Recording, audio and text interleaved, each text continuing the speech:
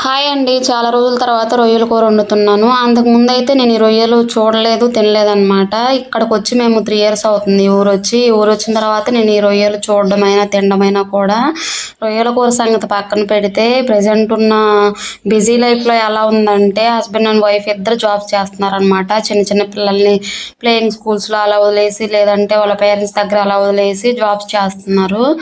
పిల్లలకేంటంటే చిన్న వయసులోనే కదండీ తల్లిదండ్రుల ప్రేమ అనేది అవసరము.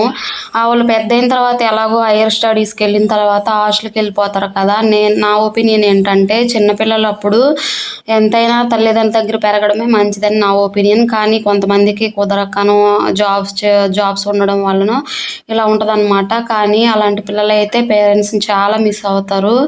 చిన్న పిల్లలప్పుడేంటంటే పేరెంట్స్ దగ్గర ఉంటేనే పిల్లలకి ఆ హ్యాపీనెస్ అనేది వేరుగుంటదనమాట. వీడియో నచ్చితే లైక్ చేసి ఛానెల్‌ని సబ్స్క్రైబ్ చేసుకోండి.